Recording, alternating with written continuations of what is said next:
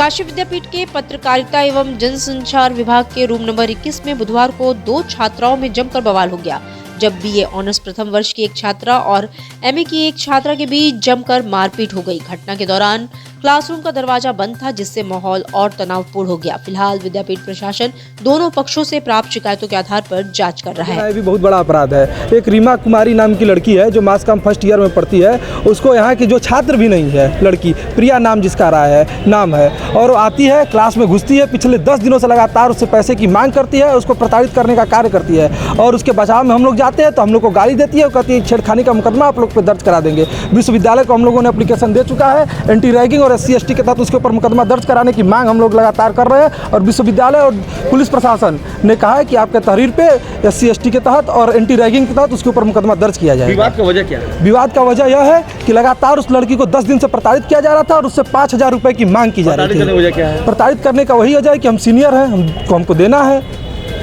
इस प्रकार का है। आज लगातार उस लड़की को प्रताड़ित किया जा रहा था, तो हम लोग उस लड़की की तरफ से गए थे कि क्यों ऐसा किया जा रहा था। तब तक ये लड़की हम लोग के साथ गाली गलौज, प्रिया नाम उसका नाम है, वो लड़की हम लोग को गाली गलौज की है और हम लोगों को कही है कि तुम लोग पे छेड़खानी का मुकदमा करा देंगे अगर तुम लोग ज़्यादा बोलोगे तो।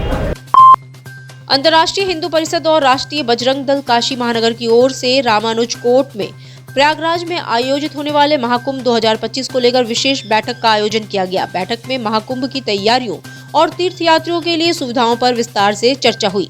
प्रयागराज में 12 वर्षों के अंतराल के बाद 14 जनवरी 2025 से महाकुंभ का शुभारंभ होगा, जो महाशिवरात्रि 25 फरवरी 2025 तक चलेगा। अपने डॉक्टर पूर्ण भाई तोगड़िया जी, राष्ट्रीय अध्यक्ष अंतर्राष्ट्रीय राष्ट्रीय बजरंग दल के, ये संगठन के द्वारा सारे लोगों को एकत्रित करके वहाँ सेवा देने का कार्य किया जा रहा है। क्या कहना चाहेंगे पुलिस? यही कहना चाहेंगे कि बढ़ चढ़ के इस कुंभ में हिस्सा कर लीजिए, और रही बात आतंकवाद या किसी ऐसी मंशा रखने वाले जिहादियों की, तो उनके लिए योगी बाबा का इलाज काफ़ी है।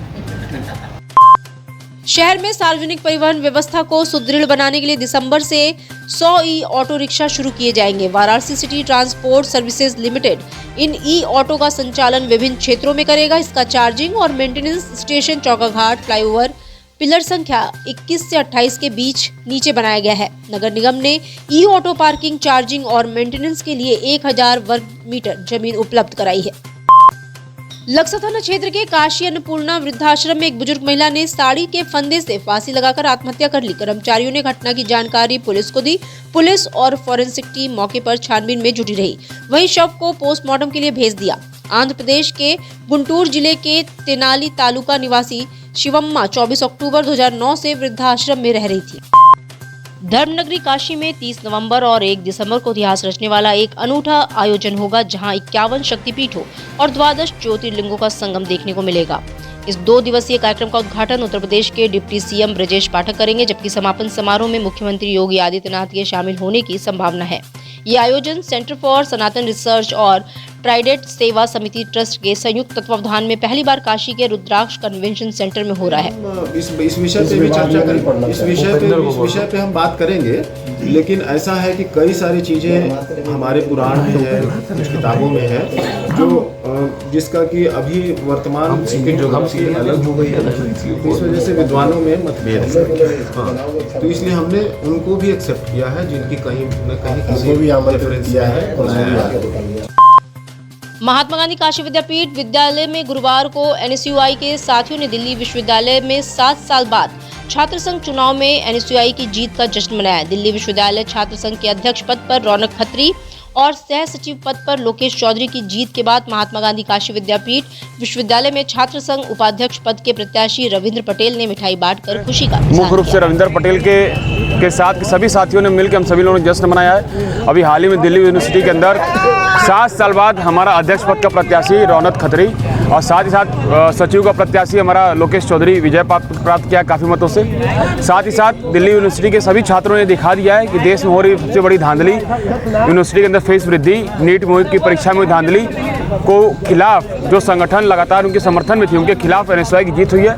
ये जीत राहुल गांधी की, ये जीत रविंद्र चौधरी की, ये जीत उन छात्रों की है जो आज भी फीस वृद्धि के खिलाफ अपनी आवाज़ को बुलंद करने बुलंद करने के लिए एनएसवाई के साथ और सहयोग करना चाहते हैं। वाराणसी में आज जश्न मनाया जा रहा है, लोगों से क्या अपील करेंगे? ये जश्न पूरे वाराणसी में नहीं, ये जश्न पूरे उत्तर प्रदेश पूर्वी के साथ साथ पूरे भारत के हर विश्वविद्यालय में उन साथियों ने मना रहे हैं जो फीस वृद्धि के खिलाफ, नीट की परीक्षा में धांधली के खिलाफ, लगातार परीक्षा में धांधली के खिलाफ एक आवाज़ बनकर एनएसवाई के साथ आना चाहते हैं।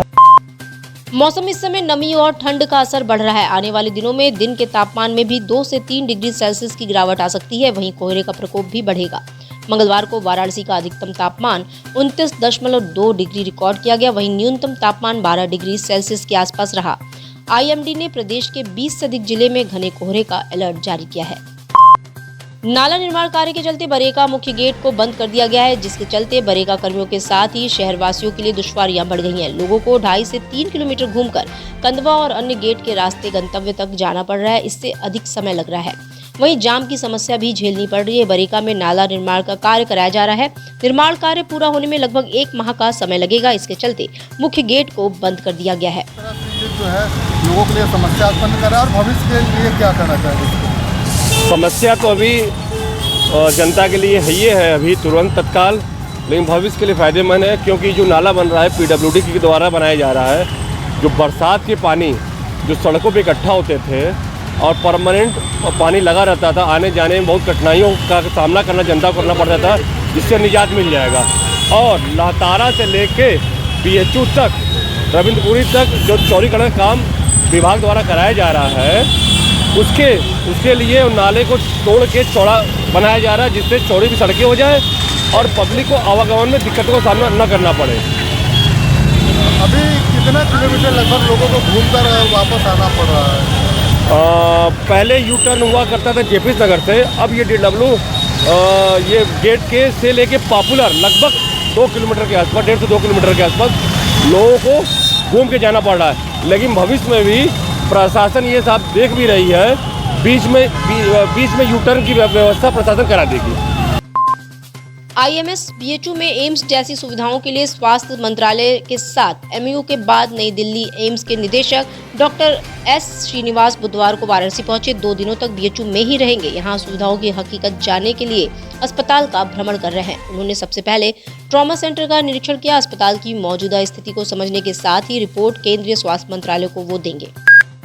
वाराणसी में स्थित 115 साल पुराना उदय प्रताप कॉलेज, जिसे यूपी कॉलेज के नाम से जाना जाता है, इन दिनों उत्तर प्रदेश सुन्नी सेंट्रल वक्फ बोर्ड के दावे को लेकर विवादों में है। कॉलेज का परिसर लगभग 100 एकड़ में फैला है, जिसमें कई शैक्षिक संस्थाएं जैसे UP degree college, inter college, Rani Murar Balika school, राष्ट्रीय शिशु विहार और राष्ट्रीय पब्लिक स्कूल संचालित हो रहे हैं, जहाँ लगभग 20,000 छात्र छात्राएं शिक्षा प्राप्त कर रहे हैं।